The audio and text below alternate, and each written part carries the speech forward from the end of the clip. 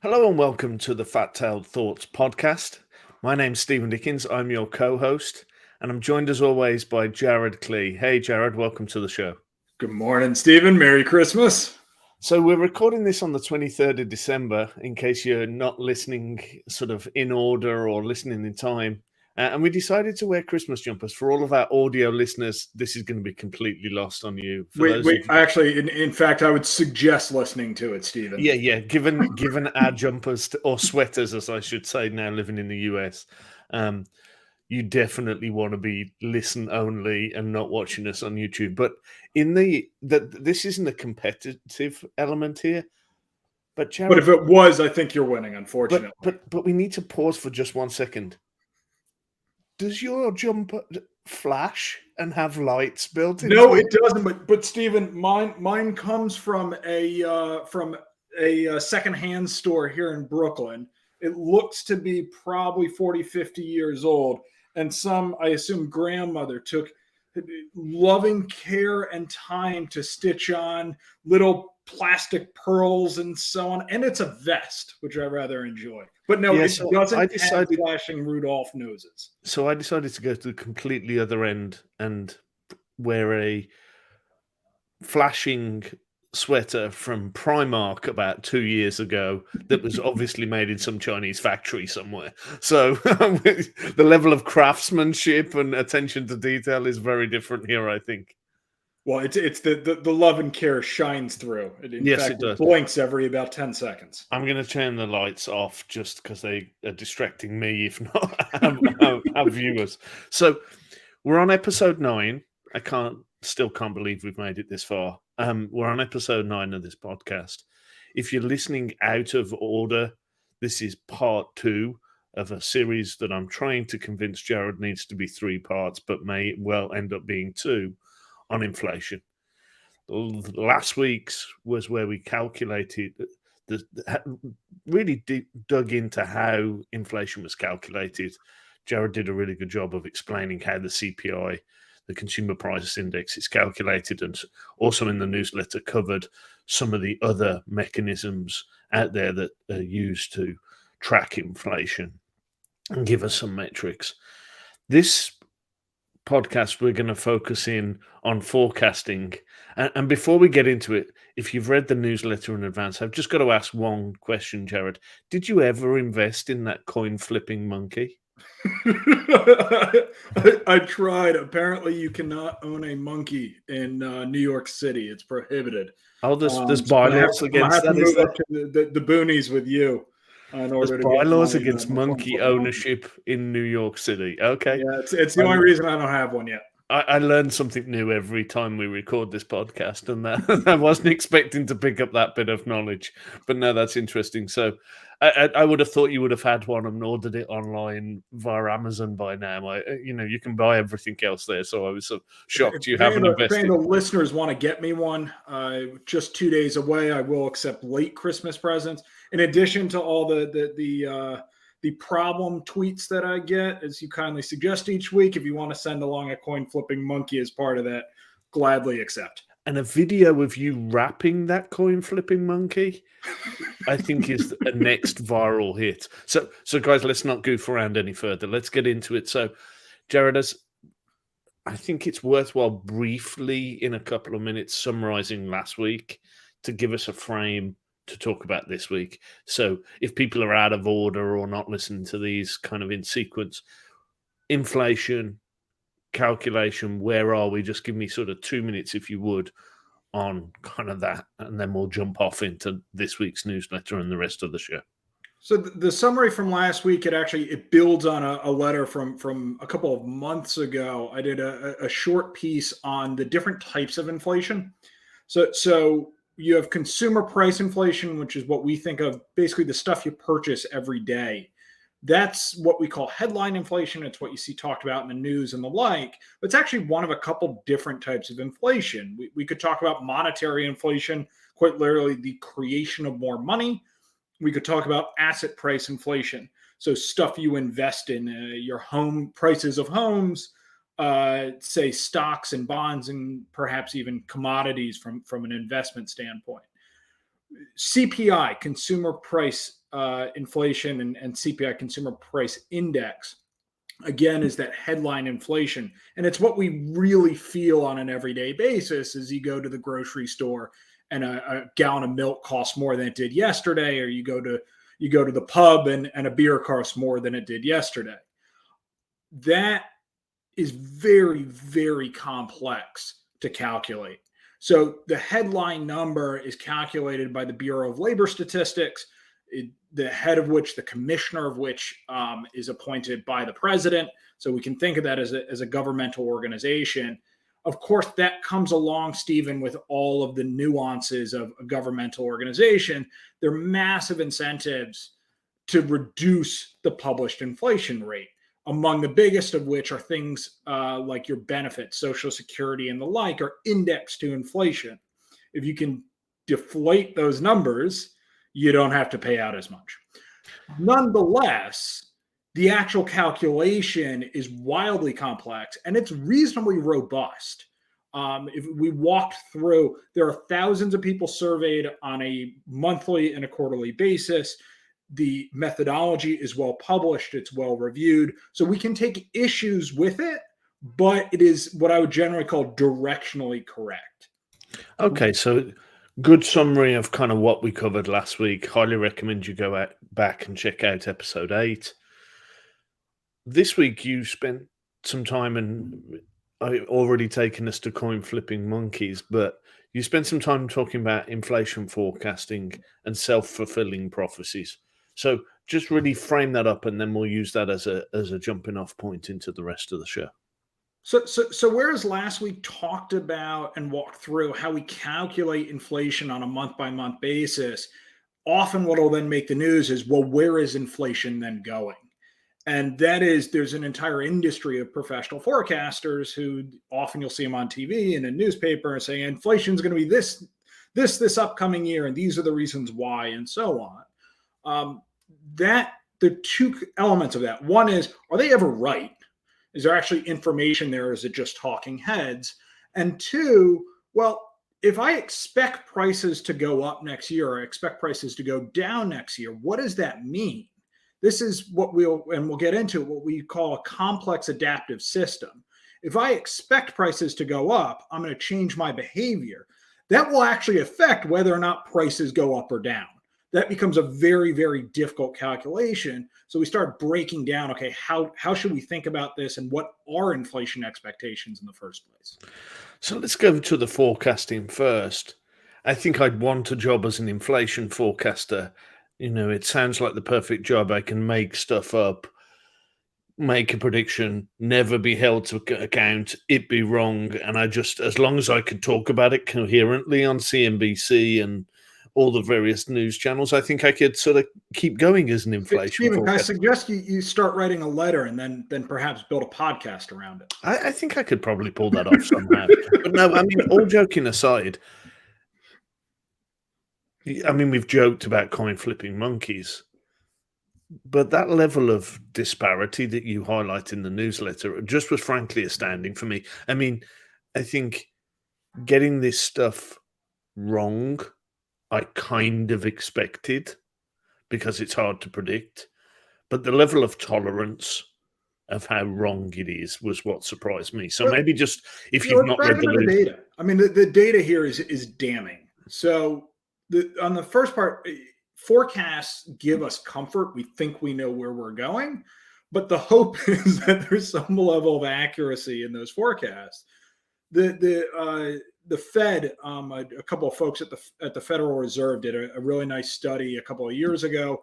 It measured inflation forecasts between 2005 and 2015, and it took a couple different measures. Two of the measures were roll-ups of many different professional forecasters. So the stuff you'll see in the news, published in papers, etc. A third measure is what we would call a market-determined measure. Ignoring the details of how it works, you can actually go and invest in instruments in the financial market that allow you to bet against or for inflation, effectively allowing you to hedge it. The high level of the underlying mechanic here, you receive a fixed payment. You pay a fixed payment and you receive a floating rate indexed to inflation, or the reverse. So it allows you to take either side of that bet. The two other measures, there were 5 in total here. One was just betting that would be a constant 2%. Now, where does that number come from? The Federal Reserve has been targeting a 2% inflation rate for some number of years. There's nuance to that statement, but good enough for here. The fifth measure, which is my favorite, is just saying no change, meaning whatever it was last year, it's going to be the same this year. So five measures, Stephen. 2 different forecast roll-ups, one market-based that you can actually go and invest in, one that says flat 2%, and one that is just saying whatever it was before, it will keep being. And which is the most accurate? I mean, because those sound like wildly different methodologies that are, nuanced and market-based, based on data, based on perception, and then just based on it's the same as it's going to be, or it's just going to be flat. I mean, those sound like wildly different measures. If you are betting, if you're trying to estimate inflation 1 year ahead, 1 year out, forecasters are marginally better, and I really do marginally better than just betting constant 2%. If you want to estimate 2 years out, betting a flat 2% is the best possible measure. And the second best measure is betting whatever it was last year. And Stephen, just to be clear, even those metrics, the average error was 1.5%. I just want to be clear. The average inflation from 2005 to 2015 was 2.1%. The average error of the best forecast, which is just guessing 2%, was 1.5%.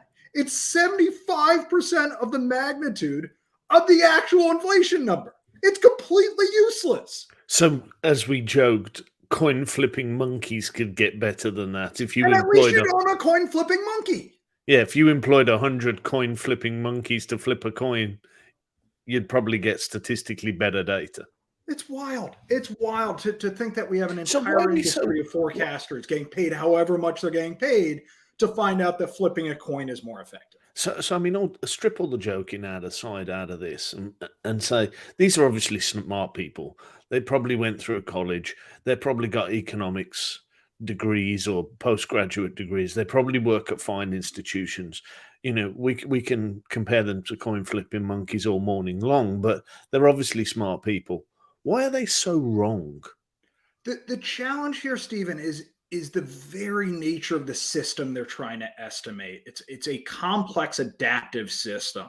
And what that means, that really has 3 elements to it. The first element is that you have a whole bunch of independent people making choices, what you would call in a formal model agents, because you can model stuff that isn't people as well, like ants and other types of organisms that work in colonies, very effective for. So first you have a whole bunch of independent people making independent decisions, and critically based on their own wants and needs. Second thing that you have, those people interact with each other. So the decisions I make, Stephen, depend somewhat based on the decisions you make. We had to coordinate this morning when we were going to launch the podcast. We had to coordinate to dress poorly. Our decisions were in part dependent on one another. The third thing... I do love my jumper, by the way, so I don't describe this as poorly, but I'm going to just let that one fly past. We'll let the listeners decide. Yeah, anybody who wants to comment on after they've seen this on YouTube on the flashing lights on my sweater, go for it. But there you go. Please write to us at myeyesstillhurt@fatpailedthoughts.com. Yeah. So first thing, independent actors. Second thing, those actors interact with one another. Third thing, and this is really the critical one, those interactions affect the decisions that the individuals will make. So behavioral economics is a thing. People have studied the behavior of, the group, if you want to call it that, the gang, the population. You can go out and do sentiment-based analysis. You could go out and survey a population of 3,000 people, whether they think inflation. I'm sure the forecasters have got access to that type of data.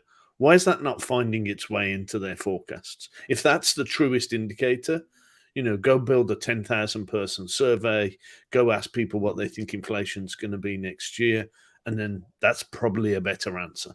So we do, Stephen. The challenge is Michigan runs a study. The Fed out of St. Louis actually runs a regular study to figure out inflation expectations. Federal Reserve incorporates this data into how they target inflation. Stephen, the challenge is that the very knowledge of what the inflation expectations are affect each and every one of our decisions. So let's take a simple example here. If I think that inflation is going to go up by 5% next year, at a bare minimum, when I go in and ask for a raise this year to increase my salary, I'm going to ask for at least 5% just so I can stay level with where I am today. Well, if I ask for 5% today in expectation of 5% inflation next year, the business I work for, if everybody does that, also needs to increase their prices by 5%, all else equals, so that they keep making the same amount of money. Well, so is this if they do that today, Stephen, that starts to spiral. So is that the definition of a self-fulfilling prophecy? Whatever I think inflation is going to be, I contribute my sort of perceptions to the wider perception pool, and then it becomes what we in the aggregate think it's going to be, because if I think it's 10%, you think it's 5%, and all of us think it's going to be on average 8%, then we'll go take actions accordingly. If we run businesses, if we set prices, I have the pleasure of setting prices for the business I'm in, and we're having this discussion as we come to year end. We're building a hedge in. So I'm sort of leading to this overall perception becoming reality piece. Is that really the fundamental here that you're describing? It is, Stephen, and it's exactly as you describe. It's the aggregate of many, many millions of individual decisions coming together. The challenge is, without something exogenous, without an outside force otherwise affecting those expectations, that becomes a positive feedback loop. I think they're going up, therefore they go up, so I increase my expectations more to offset that. It keeps going. The challenge here is you need another force to derail that feedback loop. Historically, that's been what we would call hard currency. Now, that's not perfect, but by hard currency, if I know that the money supply is limited by the amount of gold I can take out of the ground, I know that within some range, the amount of money isn't going to change. It might, we mint more gold this year, but that's 2-3%. It's not going to be 1,000%. Now, I do want to hesitate here for a moment. There are plenty of ways of debasing a currency, even with hard currency. You can quite literally clip coins. You can do what Dionysus did. I believe it was 4th century Greece. He passed a law that said all citizens must turn in their currency to the state. He took the coins.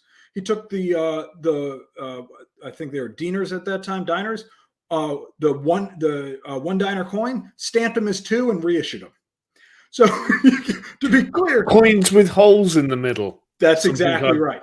So anybody who follows me on Twitter knows I'm bordering on becoming a Bitcoin maximalist.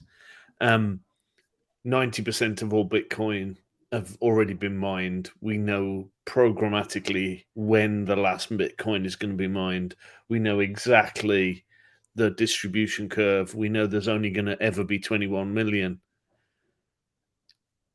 Are you saying the moving off the gold standard as we did in the 70s, we've had a floating fiat currency, we've printed, I tweeted this yesterday, it took us up until 2004, I think, 2003, to print the first $6 trillion of US currency.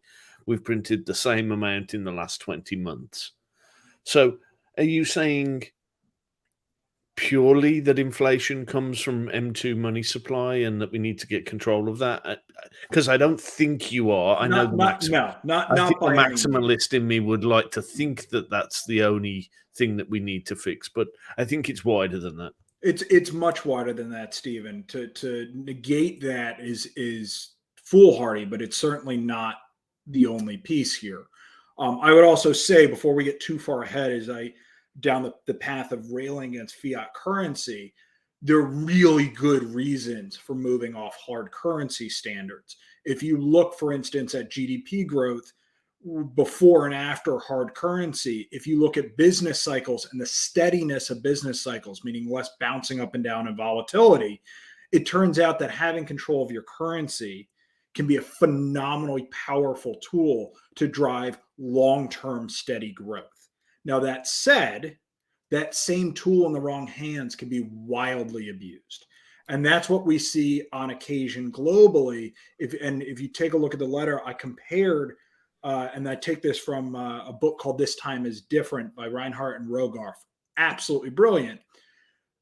Inflation before 1800, inflation after 1800. Stephen, before 1800, we have fairly low inflation long term, roughly about 0.5% a year on average, or rather the median. If you look post 1800, the median's about 2.5%. What's driving that number are countries like the US that are targeting a 2% rate, but also countries like Greece and Zimbabwe and the like, who the only limitation to the existence of money there was how much ink and paper they had to feed into the printing machine. And that can be wildly destructive. So this is the interesting thing, and I've kind of formed this opinion. I think in well-developed, well-run, stable countries, a central bank owning the rights to be able to print the money printer is probably the right thing. But when I say that sentence, I'm probably talking about 20 or 30 countries. I'm talking about the dollar, the pound, the euro. I'm talking about the yen, the sort of the yuan. I'm talking sort of big currencies run stably. Whatever you think of monetary policy of China, they run a stable country. Whatever you think of the dollar, relatively stable. I think from what El Salvador's been doing, that's the way I read and interpret their adoption of Bitcoin as legal tender is we're not very good at this. We're a country of 3 million. Having our own currency is probably not going to work for us.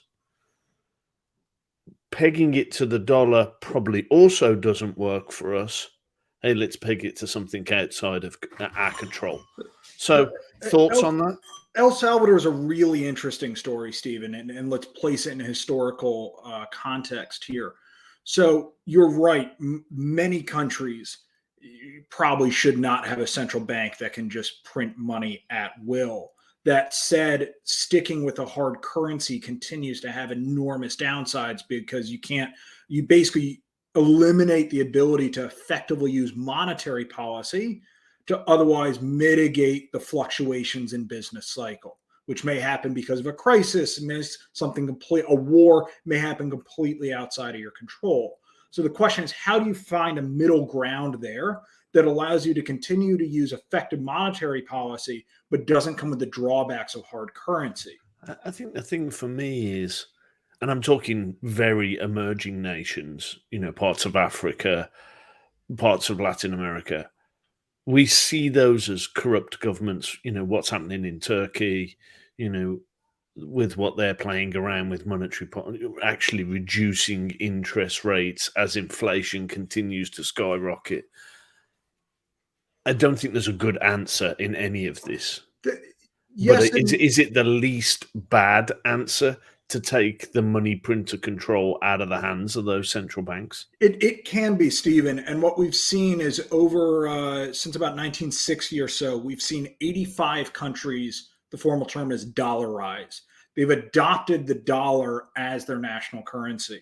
That takes their hands off the steering wheel and turns it over to the central bank of the US, the Federal Reserve. That does come with drawbacks. It certainly eliminates one of the biggest, which is having a corrupt government own a money printer. This, by the way, is what Zimbabwe did to finally move off their absurd inflation through the late 2010s era. a handful of countries, Stephen, have tried to then reverse that policy. Israel is actually a really interesting example here. Israel was dollarized for a while and wanted to move back off the shekel. I believe it was mid to late 80s. They successfully did it, but they are the exception to the rule. Only 4 out of 85 countries have ever successfully moved back off the dollar standard.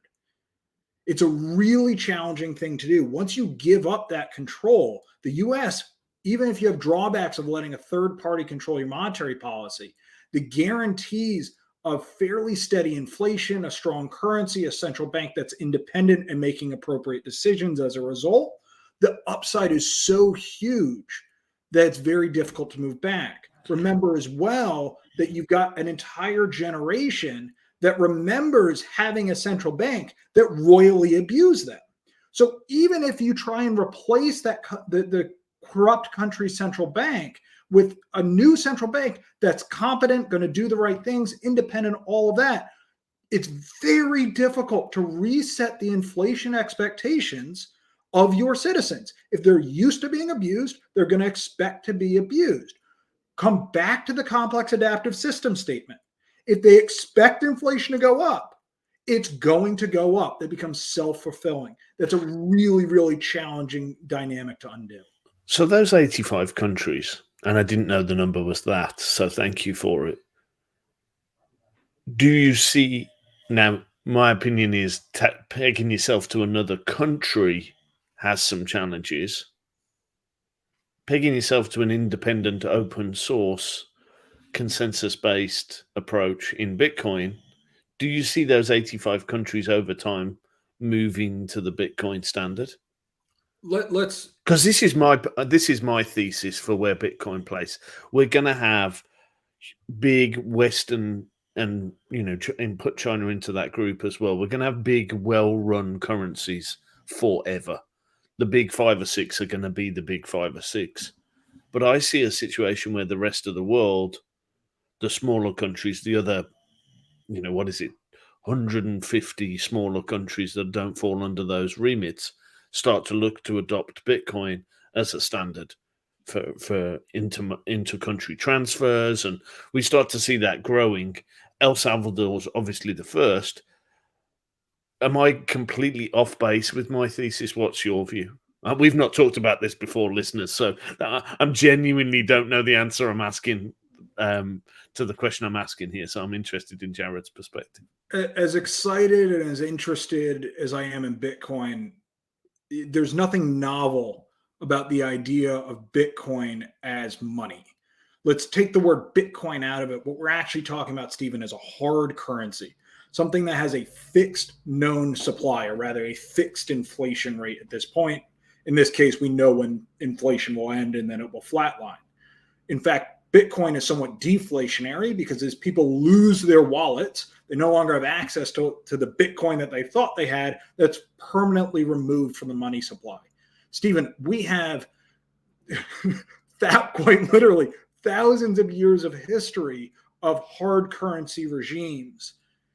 We moved off them starting in the early 1900s, much more effectively post Bretton Woods, formally moved off the gold standard and such. It's been a wild success. That's not to say there aren't bumps along the road, but in the right hands, it's been a wild, wild success. The track record and the story of countries that have dollarized, a handful have now euroized, which is a terrible word, has been wildly more I need successful. to hear you say it just again for full effect. Euroized? Euroized. It's been wildly successful, and the GDP numbers do not lie on this one. Year over year over year, decade over decade, you have generations that have now experienced growth unprecedented in human history. The idea that we would wind back the clock and go back and try hard currency again, given the successes we're having with well-managed fiat regimes, I just don't see it happening. I mean, it's interesting. I mean, we're seeing El Salvador play this experiment in real time. I mean, yes, you can still use the dollar in El Salvador, just for clarification. If anybody hasn't looked at that situation, they're kind of running to currencies in the country at the moment. So it's going to be interesting to see how that plays out. I don't think it's going to be long before the second country tries. I mean, if you're some of these emerging nations, it kind of makes sense as an experiment, right? I think. So we have to differentiate a couple different things here. The biggest of which, a country like El Salvador, by fiat, meaning the government itself said you will accept Bitcoin. They said you will take payments in Bitcoin. And for the big companies like McDonald's that have restaurants there or otherwise accepting payments, they have to get on board. For the everyday person, I don't care what the government tells me to do. If I want to accept dollars, I'm going to keep accepting dollars or a dollar-pegged currency. You simply cannot force somebody, for the most part, to change that approach. So even if the government, Stephen, wants to and makes a big press announcement about how they're doing so, the question is, does the everyday behavior of how a person goes out and buys their lunch or their hairdressers or pays for their school or what have you change? And at least to date, we haven't seen meaningful adoption in El Salvador. Admittingly, it's very, very early.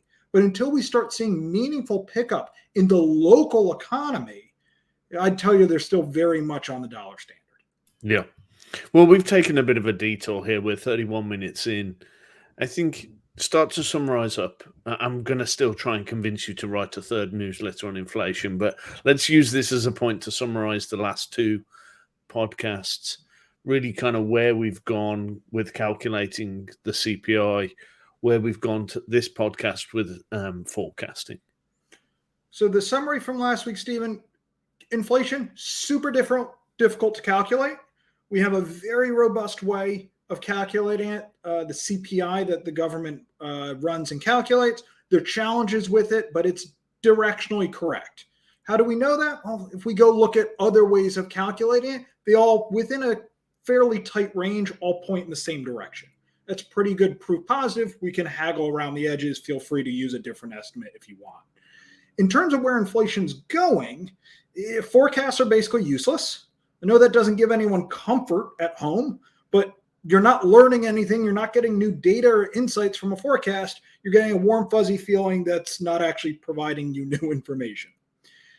Hyperinflation, which you'll see headlined in the news, you'll see Jack Dorsey tweeting about it. To be clear, hyperinflation is 40% inflation month over month.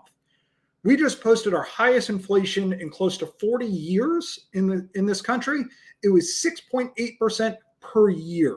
So I just want to clarify, that's less than 40%, right? It's less than 40% per year and slightly less than 40% per month. Okay, just wanted to. So if anybody's unsure, 40% is hyperinflation. We just posted 6.8 for the year. Hyperinflation, we are nowhere in the ballpark. In fact, as a country, we have never experienced hyperinflation. It was weird that Twitter didn't flag that tweet. I'll remind them. Some fact checker didn't decide to put a disclaimer on that tweet, but hey. There we go. I suppose if you own the company, then you've got the ability to tweet whatever you want, really. Exactly. Well, not anymore. Well, yeah. Well, I suppose he's no longer he was still the CEO when he tweeted it, I suppose. But yeah, it's semantics. But if you look at what hyperinflation is and the destruction it can wreak, it's very, very real. And that comes in two flavors, Stephen. That comes in the actual ruining of money, basically. It becomes good for papering the wall. But critically, and we didn't introduce this term, but it de-anchors people's expectation. Meaning, if inflation has been really high for a while, I'm going to expect it to be high in the future.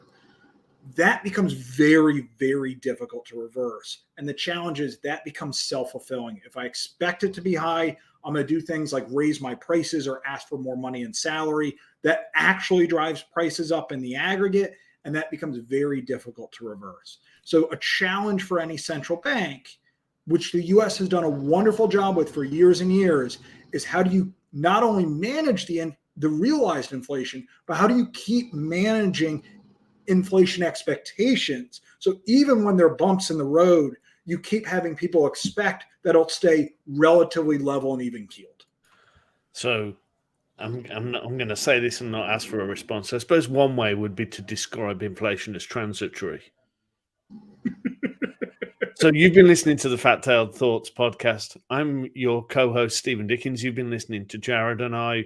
We love that you get on and give us a rating on your various podcast channel. If you can give us a 5-star rating, that'd be great. Even better if you can give us a review. The complaints department, as always, is Cleebeard on Twitter. If you've got any positive, I run the positive part of our department at Stephen Dickens 3. All joking aside, we'd love to hear from you. We'll be back in the new year with more of these. We're planning on keeping going. You've been listening to the Fat Tailed Thoughts podcast.